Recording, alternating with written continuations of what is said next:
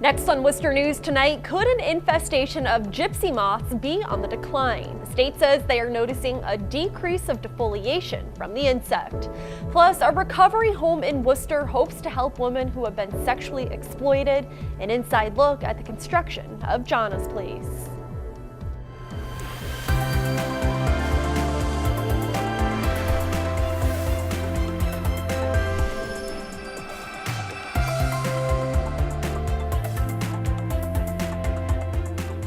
Good evening and thanks for joining us. I'm Olivia Lemon. It may have been nice out today, but there is some rain and fog heading our way. It looks like it could continue until the end of the work week. Let's get a quick look at the forecast with meteorologist Tim Kelly.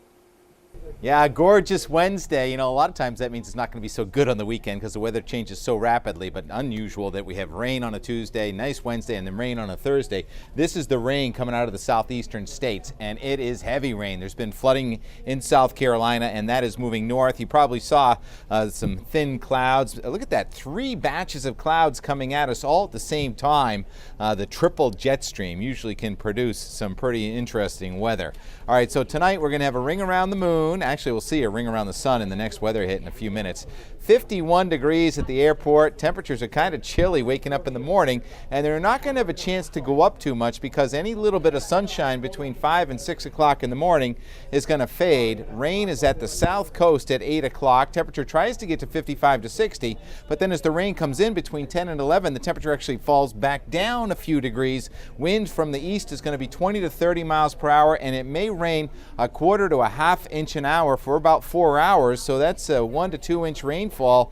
Probably a little heavier off to our east. There's 5:30 in the afternoon. Rain is tapering, so it's basically from 11 to 5 is the heaviest rain, and then fog and drizzle as the sun goes down. Temperature is going to be about 55. It's going to be humid tomorrow night. The sun's going to come back out on Friday. Chance of a shower. More details with the 10-day in a few minutes. All right, thank you, Tim. It's a busy time of year for a local tree company. They say several customers are calling in about gypsy moth caterpillars, but the state says the population of the insect could be on the decline. Our Brittany Schaefer joins us live now with the details. Brittany. Olivia, there may be fewer gypsy moth caterpillars this year, but the state says there are still millions in the area. Here in Auburn, it isn't hard to find gypsy moth caterpillars eating leaves.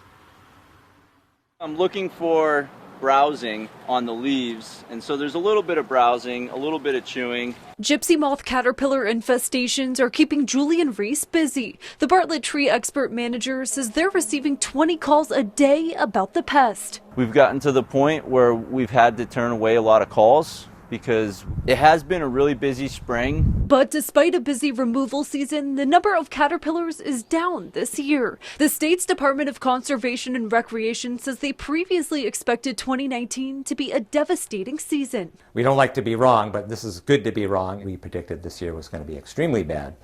We're actually not seeing that. Multiple factors. One is the weather. The weather has played a big part of that because it was a cool, wet spring. So the gypsy moth hatched out late. Gypsy moth caterpillars most often feed on oak tree leaves. Forest Health Program Director Ken Gooch says multiple years of gypsy moth defoliation can kill trees. The big problem is if you can go through 1 year of defoliation, maybe 2 years of defoliation, but if you start getting into a 3rd year of defoliation in a row, it puts a lot of stress on the trees, a lot of harm to them.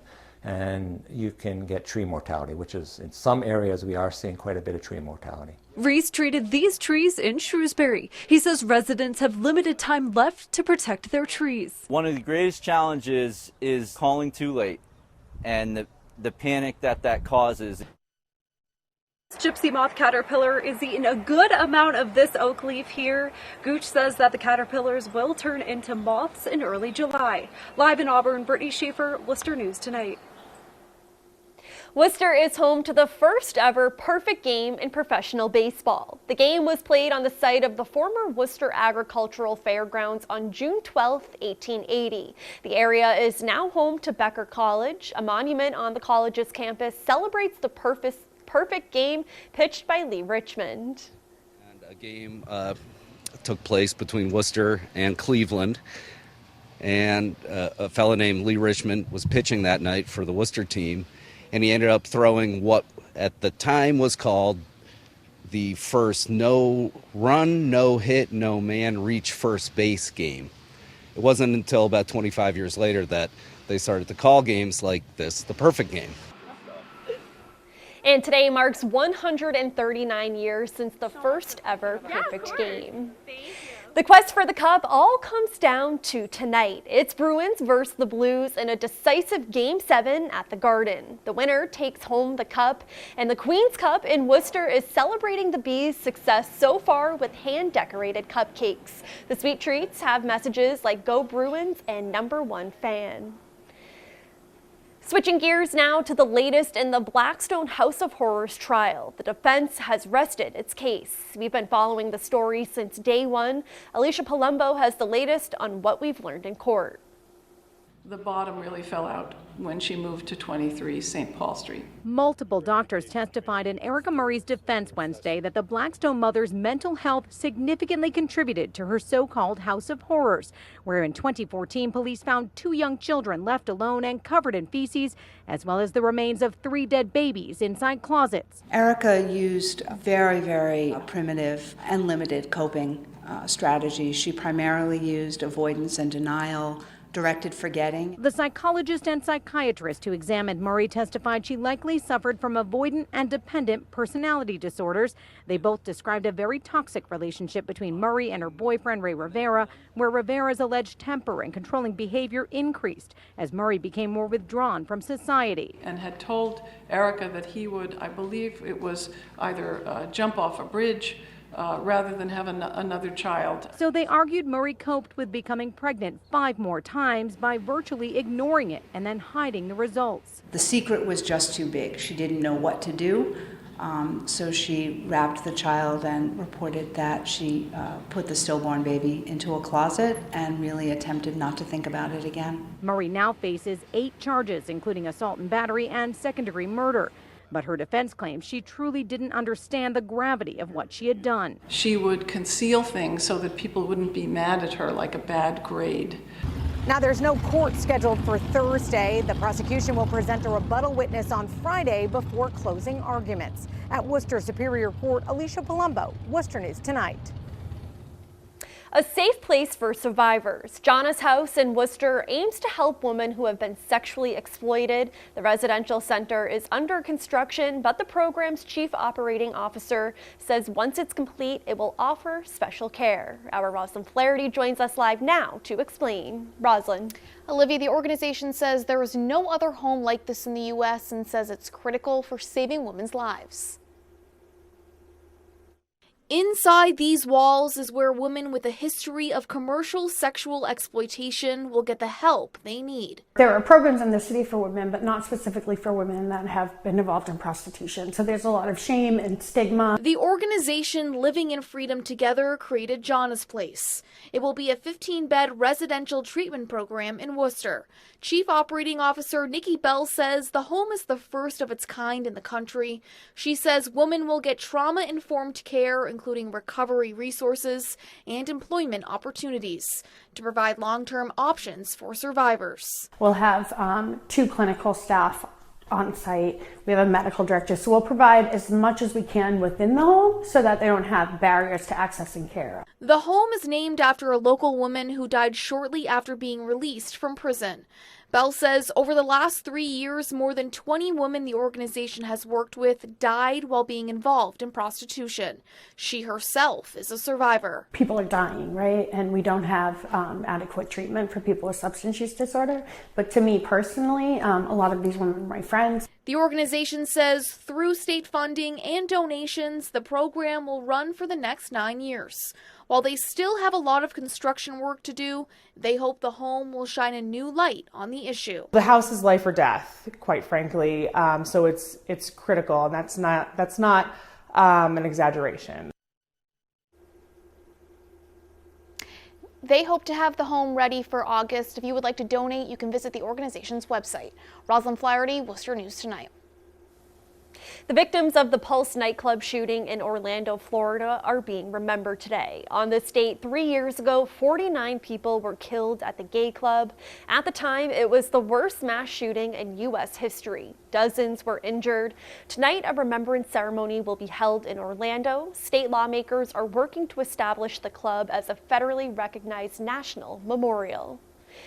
An important message to seniors. The Worcester County Sheriff's Office is teaching elders about self-defense. A free educational event for seniors hosted by the Central Mass Agency on Aging and the Sheriff's Office focused on the importance of health and self-defense. It featured 60 exhibitors, including several doctors, a blood pressure clinic, and female correctional officers teaching a self-defense workshop. Sheriff Lou Evangelitis says the workshop is a partnership with the Vanessa Marcotte Foundation and talks about the importance of situational awareness and understanding your surroundings.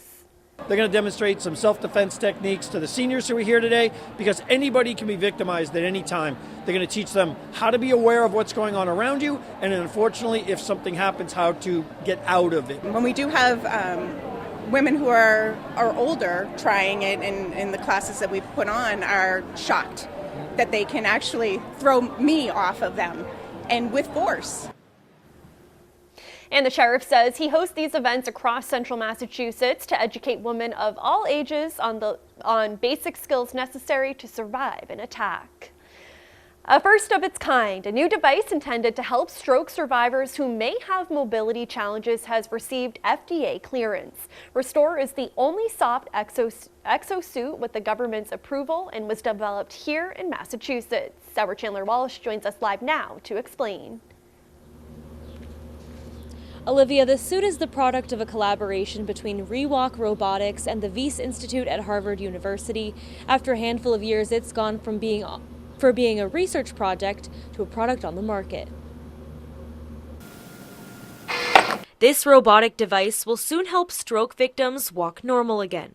Marlboro-based company ReWalk got FDA approval last week for the device called Restore. Now that we've had the clearance, certainly a number of clinics have expressed an interest to be an early adopter, or one of the first clinics even to get the device. Cables attached to a calf brace loosen and tighten to correct patients' walks.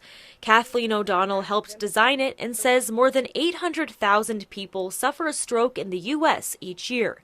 The majority experience weakness on one side of their body and are left with mobility issues. It helps them to use that foot and propel the body forward, but it also helps them to raise their toes and clear the ground more safely as they take that step. The device will be used in physical therapy clinics where therapists control it.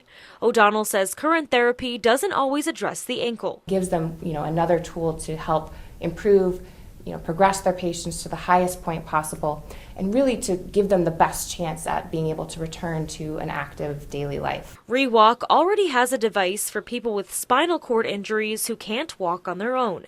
Unlike this metal device, Restore is made of soft fabric and gives patients' natural walk a boost. ReWalk says Restore can treat stroke patients at any level and is the first technology of its kind. The Restore suit is the first of the exosuit line. So right now, the current product of Restore will be used in clinics for stroke therapy, but it's a great platform to start developing other iterations, either for home use or other diseases. ReWalk is conducting another study with Restore now. They're looking at ways to train to maximize results and hope to learn how many therapy sessions patients will need. Chandler Walsh, Worcester News Tonight.